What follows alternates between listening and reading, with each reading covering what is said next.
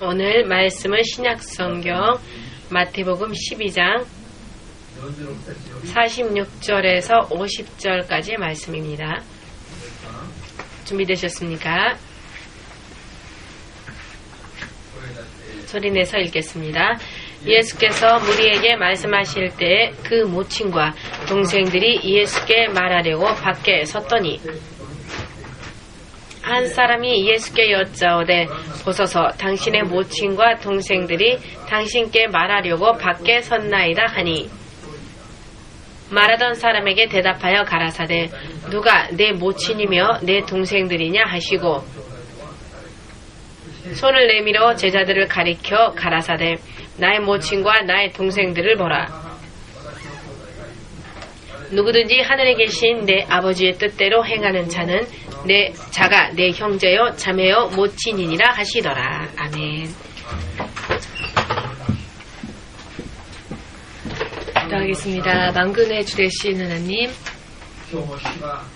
오늘도 주님께서 허락하신 예수 그리스도의 이름으로 주님 앞에 믿음으로 가까이 나아올 수 있음을 주께서 허락하심을 마음으로부터 진심으로 감사드립니다. 우리가 믿음으로 주님 앞에 나아왔사오니 반드시 상급 주시옵고 모든 믿음으로 인한 행위가 주님의 영광이 나타나고 드러나는 것, 주의 진리와 권위와 주께서 살아 역사하시는 하나님이시라는 것을 확실하게 나타낼 수 있는, 그리고 세계 만민이 우리의 믿음 생활을 보고 주 되신 하나님을 사모할 수 있도록 함께 주 앞에 나와서 구원받고 주의 나라를 함께 상속받을 수 있도록 주의 성령의 권위와 능력 가운데 도와주시옵소서. 오늘도 말씀을 들을 때 주님의 성령의 약속되어진 능력으로 말씀을 확실하게 깨달을 수 있게 하여 주시옵고 바르게 깨달을 수 있게 하여 주시옵고 진실로 주께서 인정하시는 믿음 생활이 이루어질 수 있도록 마지막까지 인도하여 주시옵소서. 주 예수의 이름으로 기도하옵나이다. 아멘.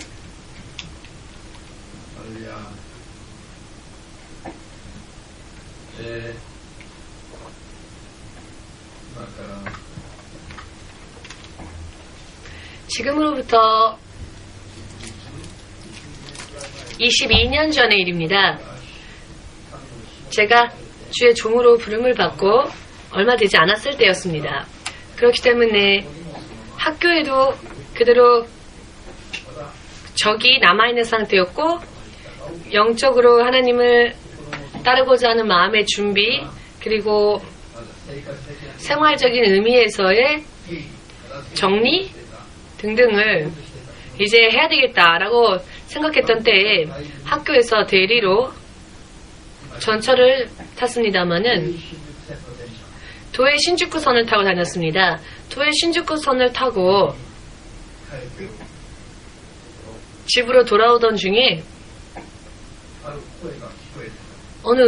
한 음성이 짧게 들려왔습니다. 그러나 굉장히 엄숙한 음성으로 마태복음 12장, 전후는 없었습니다. 그냥 마태복음 12장이라는 말씀만이 들려왔습니다. 전철 안에 앉아 있었을 때요. 마태복음 12장 하면은 길기 때문에 그 12장 안에는 여러 많은 내용의 말씀들이 기록되어져 있을 겁니다. 마태복음 12장 전체를 다 주시는 건 아니겠죠? 마태복음 12장 안에 있는 어느 한 말씀이 저에게 주어진 거구나 라고는 생각이 들었습니다.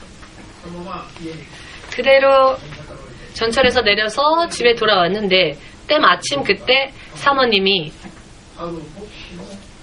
어떤 목사님의 비디오 테이프를 보고 있었습니다. 제가 집에 들어간 순간, 바로 들어간 순간에 비디오 테이프에서 들려오는 설교의 말씀이 지금 읽은 마태복음 12장 46절 이하의 말씀이었습니다. 누가 나의 형제 자매이며 누가 나의 어머니인가? 하나님의 뜻을 행하는 자가 나의 형제이며 나의 자매이다 라고 하는 부분을 설교하고 있었습니다. 이 말씀을 듣던 중 제 가슴이 굉장히 크게 감명을 받았고, 제가 아마도 태어나서 처음으로 깨어있는데 귀로 들은 음성, 옆에 있는 사람의 목소리도 아니고 주의 성령의 음성, 그것이 제가 처음 들은 성령의 음성이었고, 처음 저에게 말씀해 주신 성령님은 오늘 여러분과 제가 함께 읽은 이 성경의 말씀을 누가 나의 어머니이며 누가 나의 형제이며 누가 나의 자매이냐, 누가 나의 가족이냐 라고 하는 이 말씀은요, 하나님의, 즉 예수님을 믿고 하나님의 뜻대로 행하여 사는 사람들이 앞으로 너의 영적인 가족이 된다 라고 하는 말씀을 하나님께서 저에게 들려주시고자 하셨던 것임에 틀림이 없다 라는 확신을 얻었습니다.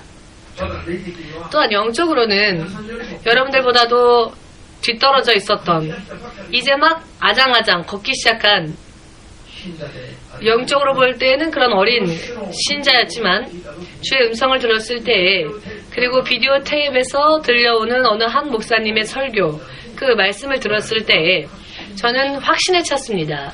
확신에 차서 하나님이 나를 향해 주시는 음성이, 말씀이 바로 이것이구나 라는 것을 확신할 수 있었습니다. 다만 그 당시에는 이것이 하나님께서 말씀해 주시는 메시지라는 확신은 있었습니다만은 이 말씀이 의미하고 있는 것, 말의 의미는 이해하겠는데 구체적으로 무엇인지는 잘 알지 못했습니다. 깨달아지는 부분이 없었습니다. 믿음의 경험이, 믿음의 경력이 짧았기 때문에, 없었기 때문에요. 그러나 살면 살수록 하나님의 사람으로서, 그리고 주의 종으로서 살면 살수록 오늘 읽은 이 말씀이 너무나 뼈저리게 생활 가운데에서 체험을 할 수 있게 되었고, 납득할 수 있게 되었고, 진실로 이 말씀대로구나 라고 하는 것을 확실하게 말할 수 있게 되었습니다. 진실로 중요한 말씀이 아닐 수 없었습니다. 예수 그리스도가 이 세상에 오신 것은 다윗의 혈통을 이어서, 다윗이라는 왕의 혈통을 이어 요셉과 요셉의 가정에, 그리고 마리아의 태를 통하여서 오신 것이죠. 예수 그리스도가 오신 것은 이와 같은 모양으로 오셨습니다마는 다윗의 자손이 되기 위해서 오신 것은 아니고, 요셉의 자식, 요셉의 장남이 되기 위해서 오신 것은 아니고, 마리아의 자녀가 되기 위해서 오신 것도 아니고요. 마리아와 요셉 가운데에서 그 사이에서 태어난 마리아와 요셉의 자녀들, 그 형제들과 형제가 되기 위해서 예수께서 이 땅에 오신 것도 아니고요. 예수님은 또한 이스라엘 민족, 그들의 왕이 되기 위해서 이 땅에 오신 것도 아니고요. 또한 이스라엘 민족 중에 한 사람으로 헤아려지기 위해서 오신 것도 아니고요. 이 모든 것을 전부 초월하여서 세상에 있는 사람들과 하늘에 계신 하나님과 연합되어지고 영원한 새로운 가족을 만들어 나가기 위하여서 이 땅에 오셨다는 것, 믿으시는 분만이 예수님께 아멘으로 영광을 돌리시기 바랍니다. 여러분들의 믿음을 온전히 굳건히 만들어 나가길 예수의 이름으로 축복합니다.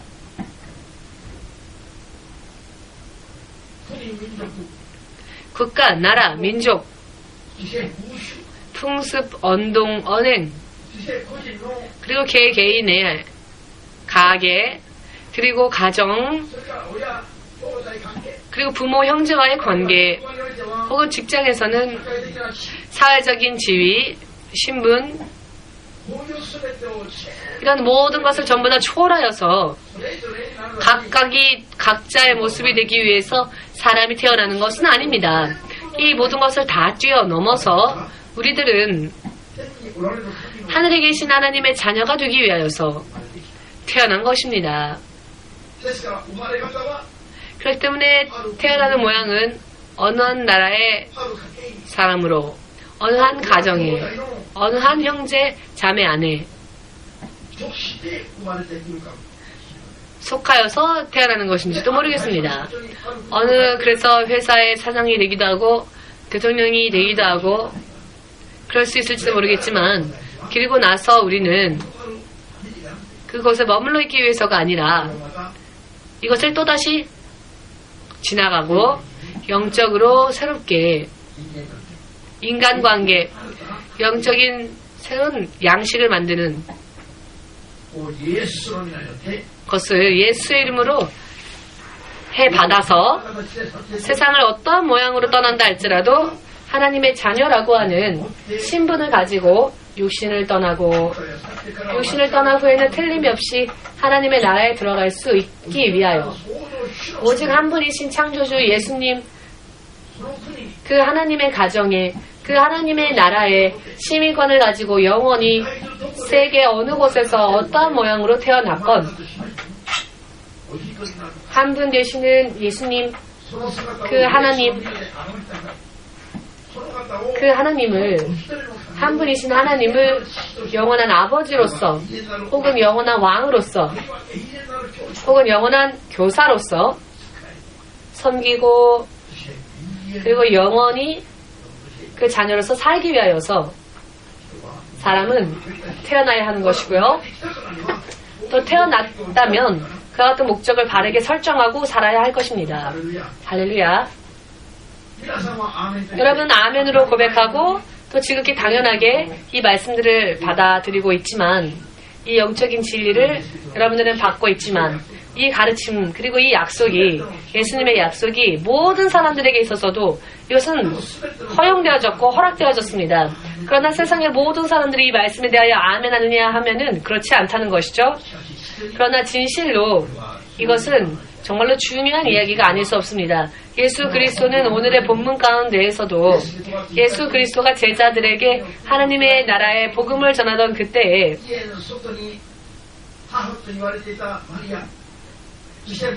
그 밖에 예수의 어머니라 불리었던 마리아 그리고 마리아가 요셉과 낳은 요셉과 마리아의 자녀들이 예수님께 무언가 말씀을 드리기 위하여서 예수님께 무언가 말하기 위하여서 문 밖에 서 있다는 것을 누군가가 예수님에게 고하였을 때 예수님은 사람들 앞에서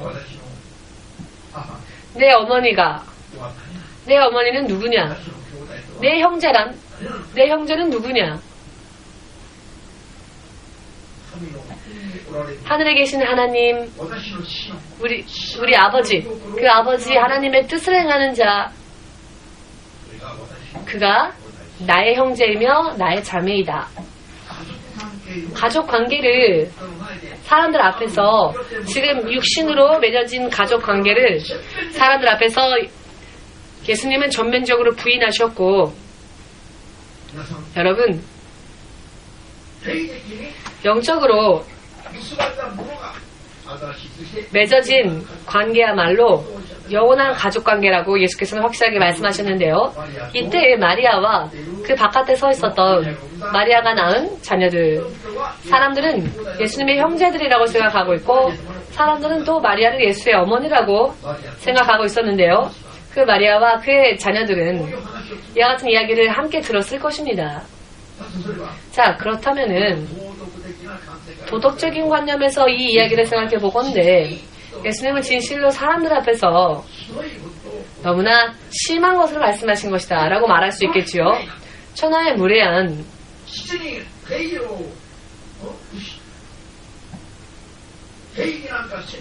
정말로 예의는 아무도 생각하지 않고 눈 앞에서 부모의 체면을 상처 주는 그런 이야기를 했다라고 말할 수 있지요. 그러나 예수님은 너무나도 아무렇지 않게 그와 같은 말씀을 하셨습니다. 여러분들이 앞으로 영적으로 하나님의 자녀로서 살기 위하여서 그리고 천국의 시민권이 있는 자로서 이 시민권을 잊어버리지 않기 위해서라도 이와 같은 부분들을 깨닫고 잘 이해하시고 해나가지 않으면 안 됩니다. 사람들 앞에서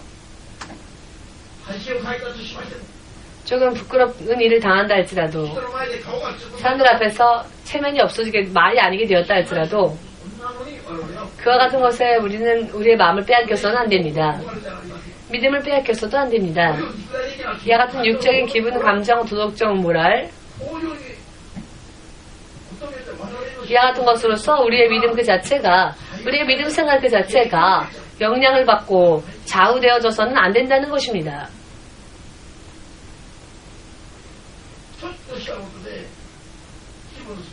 조금 문제가 생기면 그 조그마한 문제 때문에 기분이 나빠지고 시험 들고 시험에 들면 빨리 그 시험에서 헤어나오기 위해서 노력하는 것이 아니라 오히려 더 깊이 시험 속에 들어가기 위해서 사람들을 발버둥 치고 있습니다.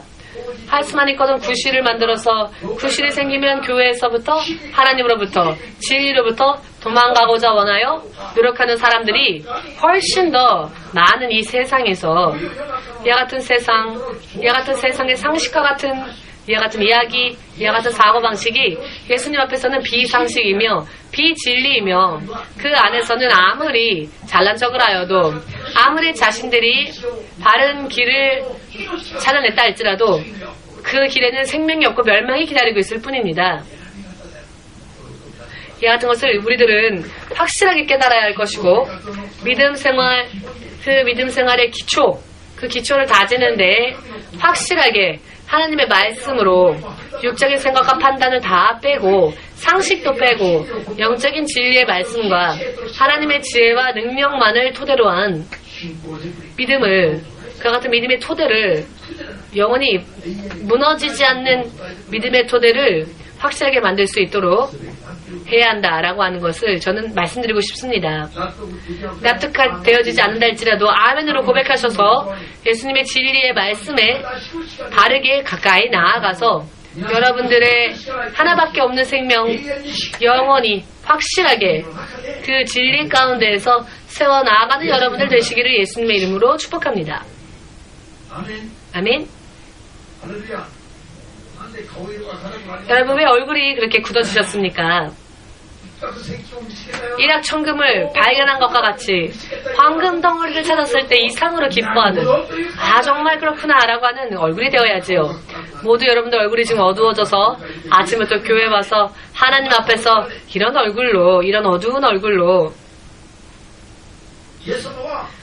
예수님은 사람들을 너무나 아무렇지 않게 질책하셨죠. 이해할 수 없는 사람이 볼 때에는 상대방을 모욕하는 것과 같은 발언을 예수님은 태연하게 하셨습니다.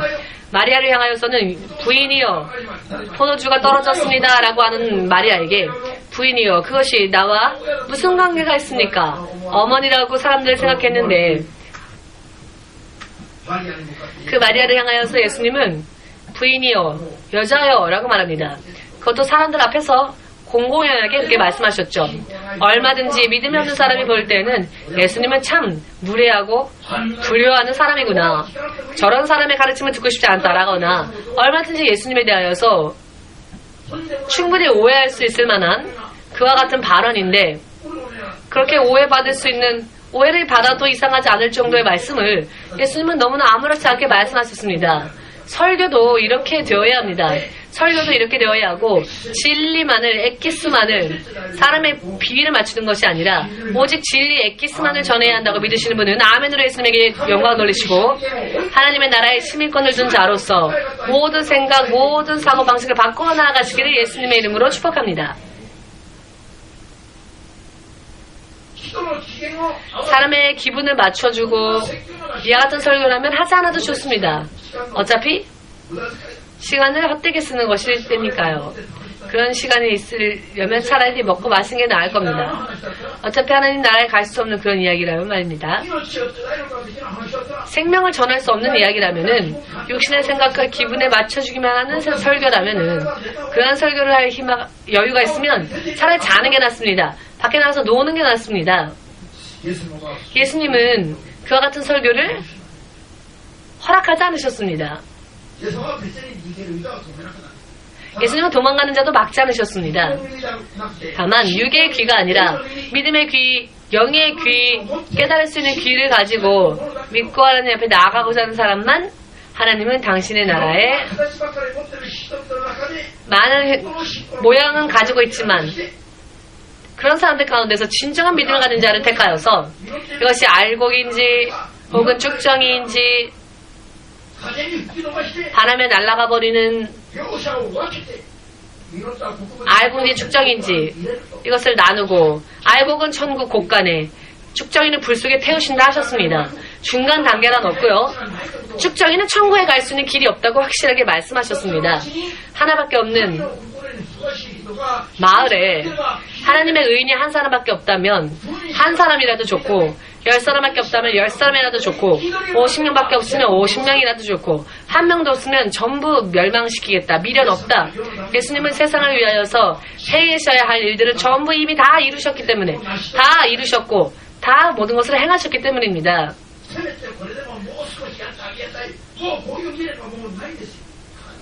예수께서는 이미 모든 일을 완성하셨기 때문에 이것을 좀 더 해줘야 되겠다라고 하는 부분이 없는 것입니다. 이미 완벽하게 완성하신 것을 예수님은 이미 우리에게 십자가 위에서 무덤 속에서 부활하셔서 나오시는 순간 부활 주 예수 그리스도라는 예수 그리스도의 이름 앞에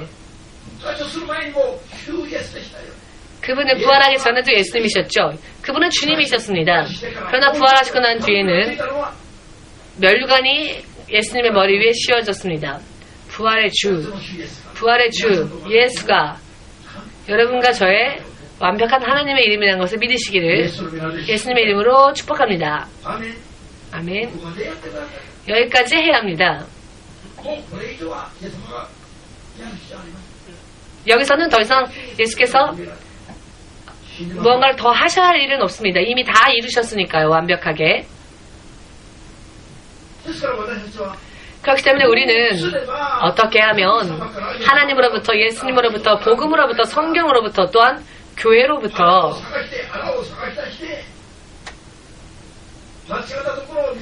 잘못된 부분을 찾아내어서 구실을 잡아내서 어떻게 하면 멀어질까 어떻게 하면 오지 않을까 이것이 우리의 신앙의 목적이 되어서는 안 됩니다. 우리가 이해할 수 없을 뿐이지 실상은 우리들의 눈에 보이지 않을 뿐이지 우리들의 머리로는 납득되어지지 않을 뿐이지 예수님은 부활주 예수님으로서 완벽한 것을 전부 우리를 위해 이루시고 난 후에 천국으로 가셨습니다. 하늘나라로 가셨습니다. 그렇기 때문에 우리는 마음을 열고 믿음을 버리지 말고 의심을 버리고 인간적인 편견을 버리고 인간의 무지를 버리고 예수를 알기 위해서 하나님을 알기 위해서 교회를 알기 위해서 하나님의 사람으로서 살기 위하여서 밤낮 말씀을 묵상하고 노력하지 않으면 안 된다는 것입니다. 독극물과 같이 들려오는 말씀이라 할지라도 깨닫고 보면 나중에 천천히 생각해 보면 곱씹어 보면 그것이야말로 생명의 말씀이었다는 것을 알 수 있습니다. 믿으십니까? 이와 같은 절대적인 신뢰를 가지고 여러분과 저는 예수 그리스도가 여신 새로운 세계, 새로운 가족관계에 들어가기 위해 노력해야 할 필요가 있습니다. 일일이 머리로 납득되어지고 이해되어져서 그 다음에 하려고 하면은 머리가 파열될 겁니다. 머리가 이렇게 돼버릴 것입니다. 왜냐? 쫓아갈 수 없는 것입니다.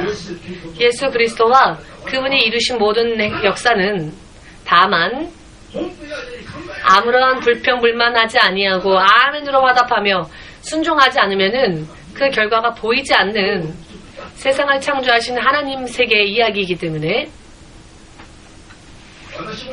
저 또한 이 말씀을 이해하고 이 말씀이 저의 것이 되기 위하여서 진실로 제가 예수님을 만나고 나서 지금까지의 인생 속에서 정말로 많은 시간을 기도로 보냈습니다. 하루에 3분의 1의 시간은 저는 예수님을 향하여서 무언가 기도하는 시간 이외에도 하루에 3분의 1 이상의 시간을 어떤 때는 거의 대부분의 시간을 어떤 때는 잠이 든 시간조차 예수님께 묻고 예수님께 이야기하며 지금까지 22년, 23년을 이렇게 살아왔습니다. 그러나 결과는 대만족입니다. 또다시 똑같은 길을 걸으라고 하신다 할지라도 저는 그대로 할 것입니다. 아니, 더 열심히 할 것 같습니다. 더. 그렇게 생각합니다. 왜냐하면은 해보았더니 결과가 나오고요. 우리가 이 안에서 성령의 능력으로 진리의 말씀 속에서 진리의 말씀 가운데에서 믿음으로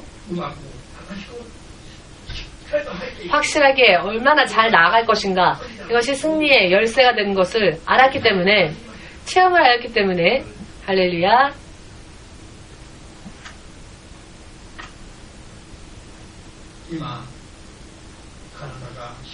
지금 내 몸이 내 의지로 움직일 수 있는 이때가 여러분과 제가 예수님을 향한, 예수님께서 새롭게 열어주신 이 영적인 생활, 그리고 이 영적인 새로운 가족관계, 그리고 이 인간관계에 한시라도 더 빨리 돌아가서 정말 이 마지막 찬스가 지금 내 스스로 걸을 수 있는 이 의지가 내 의지대로 걸을 수 있는 이 육신의 때만이 그렇게 할 수 있는 찬스의 시간이라는 것을 깨달으시기 바랍니다.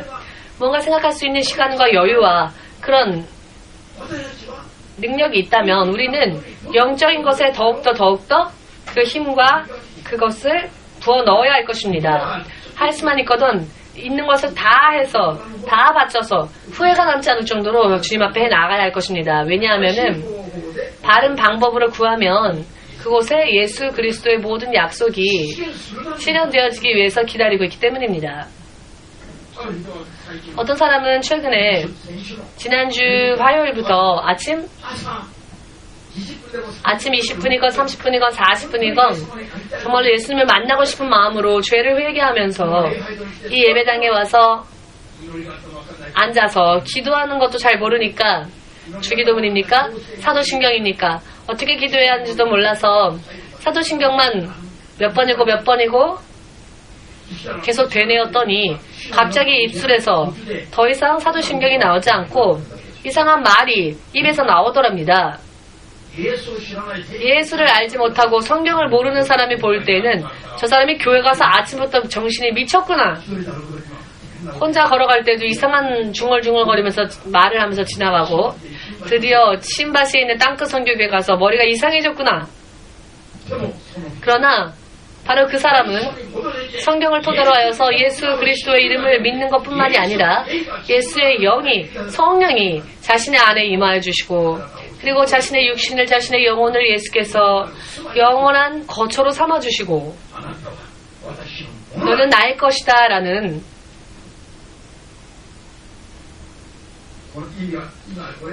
표적을 주셨죠.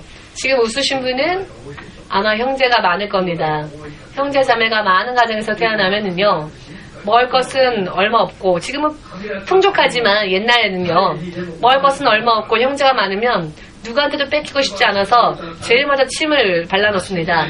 그러면 더러워서 아무도 안 먹죠. 어찌됐건 간에 자신의 것을 하기 위해서 침을 발라놓고 침 뱉어놓고 할 때가 있습니다. 그래서 사람들이 더럽다 하고 이제 먹으려고 하지 않으면은 그때 천천히 먹습니다. 옛날에 가난한 생활 속에서 형제들이 많은 곳에서 산 사람들, 지금 웃으시는 분들은 어떻게 자라났는지를 알 수 있습니다. 어렸을 때 어떤 가정에서 어떻게 자라났는지를 알 수 있습니다. 예수님은 성령님까지 우리에게 부어주시고 우리를 침바르십니다. 모두 함께 너는 내 것이다. 천지를 창조하시는 하나님, 사람을 창조하시는 하나님께서 내 아버지이시고 그리고 여러분과 제가 또 하나님의 자녀라는 것을 영원히 보증해 주시기 위하여서 시쳇말로 침 발라 놓으셨는데 세상 사람들은 그것을 모르죠. 진실로 구하면, 진실한 마음으로 구하면 하나님의 약속을 실현시켜 주시기 위하여서 그 기도, 믿음으로 하나님 앞에 나아가고자 하는 그 기도 끝에 예수님은 약속의 실현으로 기다리십니다. 기다리고 계십니다. 기다려 주십니다. 불가능이 없는 전지전능하신 분께서 우리의 인생을 더욱더 굳건히 하게 해주시기 위하여서 하나님의 자녀라는 신분으로 바꿔 주시기 위하여서 기다리고 계십니다. 아침이 춥다. 아침에 난 일어나기가 너무 힘들어. 저도요, 아침 기도만은 정말 그냥 그만두자라고 생각했었습니다. 그러나 이 예배당으로 신밭으로 이사 오고 난 다음에 우리는 아침에 기도하지 않아도 밤 기도도 계속하고 있고 낮에도 기도하니까 아침 기도 안 해도 되겠지라고 생각했는데, 그러나 새벽에 일어나서 기도했더니 또 다른 세계가 열려졌습니다. 할렐루야. 아침부터 하나님을 향하여서 기도하는 사람들의 음성을 하나님은 절대로 그와 같은 기도로부터 귀를 닫으시는 그러한 배짱이 하나님은 없으십니다. 하나님은 당신의 사랑하는 자녀들의 그런 기도 소리에 약하십니다. 해본 분은 결과를 볼 수 있을 것입니다. 목사님이 때린 것도 아닌데 혼자 흐느껴 울면서 저는 이 앞에서 기도하고 있는데 뒤에서 사람이 울고 기도하는 겁니다. 그날 울면서 기도하던 그날 방언을 받았답니다. 혼자서. 주 예수는 살아계시는 하나님이시며 여러분들의 영원하신 아버지이심을 믿으시기를. 아멘. 이렇게도 구하면 그 자리에서 기다려주시는 예수님을 구하지 않으니까, 의심하니까, 계속 도망다니기만 하니까, 예수님에게 계속 도망다니니까 예수님으로부터 등 돌리고 예수님을 기다리고 계시는데, 세상의 모든 사람들을 단 한 분이신 아버지로서 기다리시는데, 모든 국가, 모든 민족이, 예를 들어서 여기는 일본이니까, 여기는 한국이니까, 이렇게 사람들이 예수님을 하나, 둘, 셋, 넷, 아니 세상 민족을 다 맞춰서 예수의 진리 말씀을 찢어서, 한국은 한국 사람들 나름대로, 일본은 일본 사람들 나름대로, 세계의 여러 나라 사람들이 자기들 나름대로 그렇게 예수님을 믿으려고 하는데요. 그러나 예수님은 우리들에게 맞춰주시는 분이 아니라 우리는 오직 한 분이신 예수님께 나아가야 합니다. 그분을 맞춰드려야 합니다. 예수님에게 나아가기 위해서 모든 국가, 민족, 언어, 문화를 다 초월하여서 예수님은 우리를 당신의 가족 삼으시기 위해서 하나의 가정을 이루시기 위해서 오셨습니다. 그러나 사람들의 예수님을 8갈래로 찢지요. 진리의 말씀을 자신들에게 맞추어서 찢어서 자기들에게 맞는 말씀만 들으려고 하는데요. 여러분, 이와 같은 것은 절대로 경계하시고 이와 같이 잘못되어진 가르침과 이와 같은 말씀에 떠내려가는 사람이 없으시기를 예수님의 이름으로 축복합니다. 아멘. 아멘.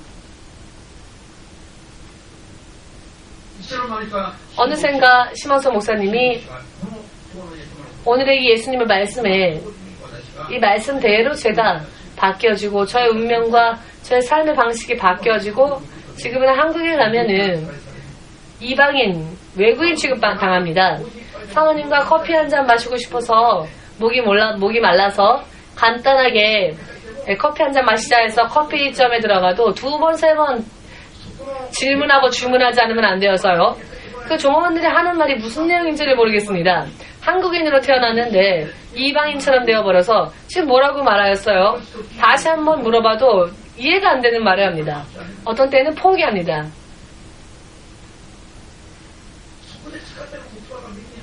그곳에서 쓰이는 용어가 귀에 안 들어와서 2번, 3번 묻는 겁니다. 버스가 어디를 향해 가는지, 버스의 노선도, 전철의 노선도 이제는 모르겠고, 한국어도 지금 우리가 쓰는 한국말들이 지금 한국에서는 쓰지 않는 좀 촌스러운 한국말인가 봅니다. 한국에 갔더니 전혀 쓰는 말들이 틀렸고요. 한국에 가면은 왠지 안정되어지지가 않습니다. 요즘에는 나리타 혹은 하네다 공항에 내리면 안도의 한숨이 내어집니다. 겨우 안정이 되어집니다.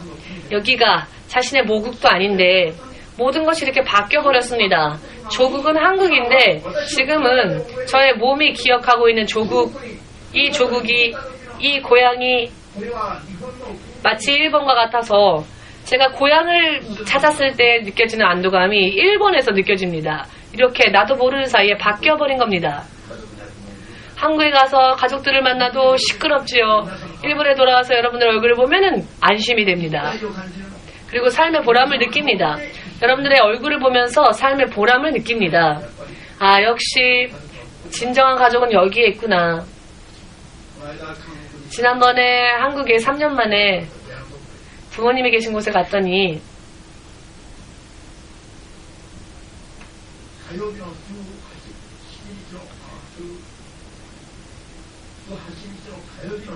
(18일) 화요일 저녁까지 저희 아버지와 제 형이 마리아까지 모독하는 말을 하면서 아들의 말은 들으려고 하지 않고 이름도 모를 미국 사람이 쓴 예수님을 부정하고 부인하는 책만 읽고는 마치 그것이 진리인 것인 마냥 86살이나 되신 아버지가 제 목소리보다 더 큰 호령을 치면서 연설을 하는 겁니다. 피곤한지도 모르시고.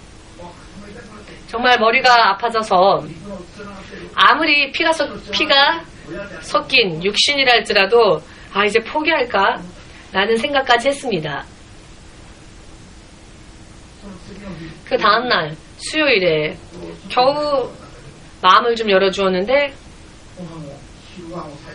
점심을 마지막에 먹고 이제 헤어지려고 했을 때 영주 집사님을 불렀습니다. 영주 집사님이 찾아와 주었고요. 이 영주 집사님이 일본에서 같이 와서 서울에서 또 4시간 걸리는 지방까지 자신의 차로 우리를 배웅해주고 또 점심 같이 먹자고 불렀더니 식사 도중에 갑자기 나가더니 식사를 계산하려고 했더니 제가 계산했습니다. 우리 육신의 아버지는 어떻게 하면 저를 공격할까? 어떻게 하면 저의 길을 방해할까? 어떻게 하면 자신의 말로 아들을 쓰러뜨릴까? 어떻게 하면 아들을 절망하게 만들까? 마치 이와 같은 생각을 하고 있는 것처럼 저를 그렇게 공격하고 저를 힘들게 하는데 영으로 하나가 된 가족이 된 사람은 일본에서부터 자기 돈으로 차로 배웅해주고 4시간 왕복 걸리는 곳까지 와주고 초대했더니 식사를 대접하려고 초대했더니 자기가 다 계산을 해버리고 바이크 타던 오토바이 타던 아주 화려했던 이 여자가 이 소녀가 이렇게 정숙하고 또 아름다운 이런 숙녀로 바뀌어져서 말입니다. 그리고 목사님의 체면을 세워주었습니다. 그리고 또 오토바이를 탔던 때의 사진을 우리 가족에게 보여주었더니 그때는 좋았네. 자유분방하게 살 수 있어서 그때가 더 좋지 않아? 지금 예수 믿고 지금 묶여서 힘들지 않아? 라는 말을 우리 가족이 했지만 내심 놀란 눈치였습니다. 이렇게 바뀌어진 모습에 대하여서 시몬선 목사가 전한 말씀을 듣고 이렇게 화려한 삶을 살았던 소녀가 이렇게 정숙한 아름다운 여인의 모습으로 바뀌어진 부분에 대하여서 깜짝 놀란 것 같았습니다. 말로는 약간 좀 비아냥거리는 말이었지만 실제로는 놀랐던 것이죠. 오늘 읽은 이 성경의 말씀이 진실로 실현되어졌다. 육신의 가족은요 사실 의미가 없습니다. 다윗의 혈통으로 다윗의 자손으로 요셉의 가정에 이 예수께서 태어나셨고 마리아의 태를 통하여서 이 땅에 오시기는 하셨지만은 그 가계, 그 육신의 관계에 속하시기 위해서 오신 것이 아니라 다만 그것은 예수께서 이 땅에 오시기 위한 하나의 통로에 불과했습니다. 제가 한국에서 태어난 것도 일본에 와서 하나님의 일을 하기 위해서 통과한 통로였던 것이고 저의 가족도 그러한 통로였던 것입니다. 저의 모든 인간관계도 그러했던 것입니다. 지금은 옛날 친구들과 옛날 후배들을 만나면 1시간 식사하고 밥 먹으면서 이야기를 나누고 1시간 정도 지나면은 더 이상 할 말이 대화거리가 소재거리가 없습니다. 그래서 자 이제 그만 나가자 라고 하는 말을 언제 해줄까 그 틈만 노리고 있습니다. 1시간 지나면 지루해지니까요. 그러나 영의 가족과는 함께 이야기를 나누면 밤새도록 이야기를 하여도 정말 끝이 안 날 것 같고 예수님의 이야기를 하는 것만으로도 너무 기쁩니다. 믿으십니까? 지금 일본 선교를 위하여서 준비하고 있는 저의 친구 장 집사님 일본에 작년에 왔었을 때 제가 확실하게 이야기를 했습니다. 한 가지는 정말 확실하게 알아주길 바라는 것이 있는데, 일본에 온다 할지라도 목사님이 친구라는 것 때문에 친구를 의지하는 마음으로 온다면 실패할 것이다 라고 말했습니다.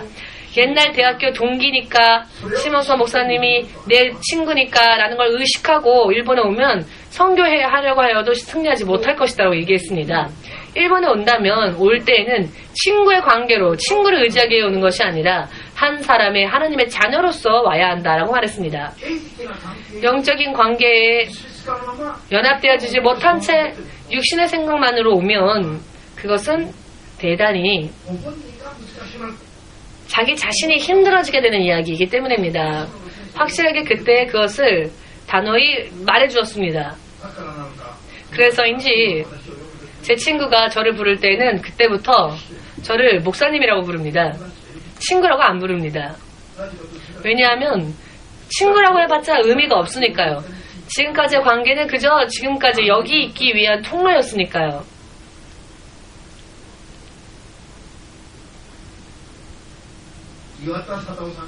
이와타 사다오상이 천국으로 부름받았을 때가 작년이었죠. 나고야에 있는 가족에게 전화를 하였더니 자신의 가족이 세상을 떠났는데도 바쁘다는 이유로 찾아오려고 하지는 않았습니다. 아니, 이상하다라는 생각을 했습니다. 가족이 지금 세상을 떠났는데 그 마지막 모습까지 보려고 오지 않는다는 것입니다. 이 가족이 또 다른 가족이 있는 것도 아닌데 우리가 나서주지 않으면은 죽은 사람 혼자 아무것도 하지 못할 상황인데 장례조차 어떻게 할 수 없는 상황인데 누나와 그 조카들이 연락을 해도 오려고 하지를 않았습니다. 그때 제가 확실하게 또 느낀 것이 무엇이었느냐, 누가 이와타 사다오상의 부모 형제이냐, 누가 자매이냐, 바로 우리가 이와타 사다오상의 형제이고 자매이다. 그 순간 결심을 했습니다. 아무도 와주지 않아도 이와타 사다오상의 장례식은 교회에서 할 것이다. 아무도 안 온다 할지라도. 그리고 병원에서도 이상했습니다. 이것은 정말 있었던 이야기이니까 말씀을 드리는 것인데요. 숨을 거두었더니 병원도 숨을 거두었더니 금세 물건 취급을 하는 겁니다. 빨리 가져가라고. 가족도 오지 않았는데 한스마게도 빨리 이 시체를 치워달라. 더 이상 도와주려 하지 않았습니다. 지금 뒤에 앉아있는 코지 형제, 그리고 저와 요시에 집사님과 나가오 집사, 그렇죠? 이 네 명이 그 시체를 함께 옮겼습니다. 차로. 코지 형제 차에, 차 뒤에, 트럭 뒤에 담요를 깔고 병원에서 시체를 옮겨서 그 담요에 위에 눕히고 집으로 돌아왔습니다. 관도 우리가 사서요. 그 관에 넣고, 그리고 가족은 전혀 나타나지를 않았는데, 전혀 나타나려고 하지 않았는데, 그저 감사와 기쁨 속에서 우리의 영의 가족이었으니까 당연히 이렇게 하는 것이 당연하다. 우리가 잘난 척하려고 하는 것이 아니라 가족이니까 당연히 해야 할 일을 한 것입니다. 그런데 장례식 당일날 아침 9시부터 장례 예배다 라고 그 가족들에게 말했는데, 그리고는 운반할 것이다 화장터로 라고 했는데 8시 반이 지나도 가족이 나타나진 않고 전화해보았더니 지금 콤비니 앞에서 뭘 먹고 있다고 한답니다. 오지를 않는 겁니다. 아무튼 당초에 이제 장례식 예배가 시작하니까 빨리 오세요 라고 이야기해도 전화로 재촉을 했더니 겨우 얼굴을 내밀었습니다. 그리고 장례식에 왔음에도 불구하고 멍하니 서 있고 아무것도 도와주려고 하기는커녕 사실은 자신들이 해야 할 일들인데 아무것도 하지 않고 멍하니 서 있기만 했습니다. 같이 온 조카는 무섭다고 주위에서 멀찍이 떨어져 있고 가까이 오려고 하지도 않았습니다. 화장하는 순간까지, 화장터에서 화장하는 순간까지 가까이 오지 않았습니다. 이와 같은 광경을 보면서 하나님의 말씀이 정말 이렇게 실현되어지는구나. 노숙자들이 세상을 떠날 때에도 장례식까지 해주고 화장터까지 운반해서 해도 가족이 나타나질 않습니다. 그래서 장례식을 우리가 하고 다 마쳐도 가족의 얼굴을 내비치지 않습니다. 자, 내년 봄에 갈게요. 조금 좀 주변이 안정되어지면 가겠습니다 라고 말은 하지만 결국은 안 옵니다. 예수의 말씀이 이렇게 실현되어지는 것입니다. 진실로 사람이 의지해야 할 것은 무엇인가? 가족관계에 있어서조차 가족은 부모가 죽으면 죽은 부모에 대한 마음, 그 장례식, 경건한 마음으로 장례식을 하는 것이 아니라 남은 유산이 누구에게 돌아갈 것인가 라는, 그리고 또 어떻게 금액이 배분될 것인가에만 마음을 빼앗겼죠. 자기가 불리해지면 금세 싸움이 나고요. 유산 받는 과정에 있어서. 그러니 여러분, 가족을 신뢰해서 유산을 남기지 마십시오. 남길 유산도 없거니와 신뢰하고자 한다면 예수님을 신뢰하십시오. 남기고자 원한다면 하나님의 나라에서 하십시오. 아멘 되십니까? 왜냐하면 이와 같은 것은 거짓말이 아니라 정말로 실현되어지는, 그리고 사람의 인생을 영원히 윤택하게 하는 말씀이고요. 세상에 있는 가르침, 풍습, 관습, 사람의 상식, 인간관계, 이 모든 것들은 마침내는 사람의 인생을 허무하게 만들 뿐입니다. 우리는 깨어있을 필요가 있습니다. 깨어있을 필요가 있습니다.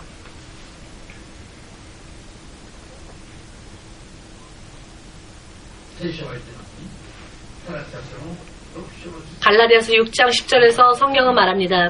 너희는 선을 행하라. 때가 좋건 나쁘건 선을 행하라. 좋은 일을 행하라. 그러나 그것을 특히 누구에게 선한 일을 행할 것이냐. 모두 함께 믿음 안에서 하나가 된 영의 가족, 형제 자매들에게 특별히 선을 행하라. 믿으시기를. 아멘. 영적인 가족은 전쟁 때 전우와 같은 그런 사람들입니다. 전쟁에 나아가면 전우, 함께 싸우고 함께 목숨 걸고 함께 싸우는 이와 같은 관계인 것입니다. 전우는 혼자라도 한 명이라도 나와 함께 있어주면 있어줄수록 나에게 도움이 되지요. 그리고 전우들이 강하면 강할수록 나에게 있어서 도움이 됩니다.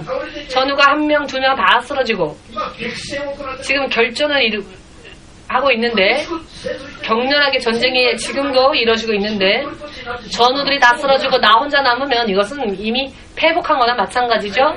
더 이상 아무것도 할 수가 없게 되지요. 도와줄 사람도 없어지니까. 그러나 강력한, 전쟁에서 잘 훈련되어진 전우들이 많이 있으면 있을수록 마음이 든든해지고, 전쟁에서 이기면 내 조국의 민족, 그리고 나의 가족들도 지킬 수 있게 되는 것이죠. 전쟁 때에는 가족을 돌보면 안 됩니다. 가족을 생각하면, 가족을 의지하면 안 됩니다.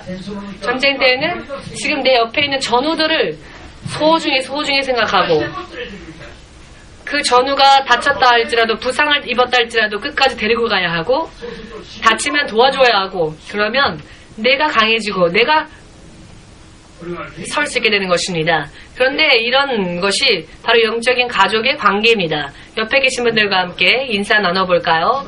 당신이 나에게 있어 가장 소중한 가족입니다. 옆에 있는 사람들에게 그렇게 고백해 보십시오. 얼굴 좀 보면서 해주십시오. 얼굴도 안 보고. 뭐가 중요하냐? 얼굴도 안 보면서. 얼굴 정도는 좀 봐주시면서, 눈곱 껴도 눈곱이라고 보지 마시고. 아니, 벌써 저런 차가운 사이가 되었습니까? 너가 담대해지지 않으면 내가 곤란하다. 너가 강해지지 않으면 내가 힘들다.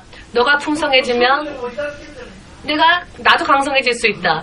친구가 풍성하면 친구의 남아있는 것을 나눠라도 가질 수 있지 않습니까? 세타가야 등등 부자들이 많이 사는 마을에 가면은요, 밤새 한 바퀴 동네를 돌아다니면 쓸만한 텔레비를 비롯하여 아직도 쓸 수 있는데 버리는 가방들, 신제품들도 많이 있답니다. 그러나 변두리에 가면 하룻밤 돌아다녀도 버릴 수밖에 없는 고미들밖에 없죠. 쓰레기들밖에 없죠. 무슨 이야기인지 알겠습니까? 내 주변이 잘 되면 나도 잘 된다는 것입니다. 그러나 교회가 교회를 핍박하죠. 오늘날의 세상은. 왜 그럴까요? 저는 확실하게 말씀드리건데 오히려 절에 있는 사람들에게 핍박을 당한 적이 없습니다. 그러나 같은 교회를 다니는 사람들에게 우리의 전도 활동을 방해받은 적이 많이 있습니다. 왜 그럴까요? 오늘의 말씀을 그들은 읽지 않았기 때문이겠죠? 오늘의 말씀을 읽지도 않았고 알지도 못하고 믿지도 않고 깨닫지도 못하기 때문이겠죠? 교회가 교회를 핍박해서는 안 된다. 설령 시험 들어서 믿음을 지키기 어려워져서 설령 실패해서 교회를 떠난다 할지라도 저는 절대로 그 사람을 나쁘게 생각하거나 그 사람을 나쁘게 저주한 적이 한 번도 없습니다. 계속적으로 기도해주고 계속적으로 축복 기도를 해주고 언젠가는 돌아오기를 바라는 마음으로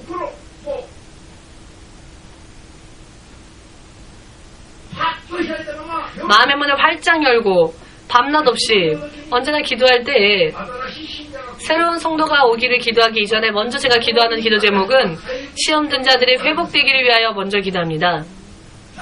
왜냐? 아직 신자가 되지 않은, 교회에 오지 않은 사람들은 아직 가족이 아니죠. 그러나 이미 가족으로 맺어졌음에도 불구하고 시험 들어 떠난 사람들은 우리의 가족이니까 당연히 그 가족들을 위해서 먼저 기도를 합니다. 주 예수가 예수님의 귀에 못이 박히도록 저는 기도했습니다. 그 부분을. 그러했더니 12년 만에 이렇게 돌아오지 않았습니까? 영적 자녀까지 전도해서 4-5명 데리고 오지 않습니까? 지금은? 그리고 목사님이 너무 좋답니다. 저도 너무 좋아요, 여러분들이.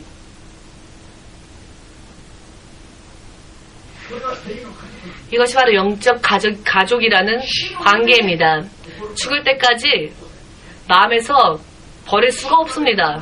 영적인 가족은 죽을 때까지 마음에서 빼버릴 수가 없습니다. 왜냐하면 영원히 계속되어질 가족관계이기 때문입니다.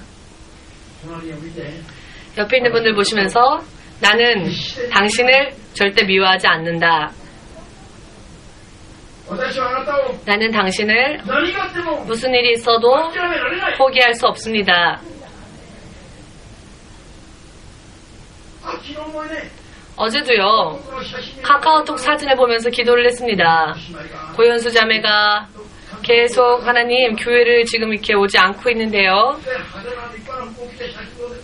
그런데 아름다운 옷을 입고 사진에 찍혀있길래 이렇게 아름다운 옷을 입고 예수님 앞에 나오는 그런 자매가 되게 해주세요 했더니 오늘 이렇게 나타났어요.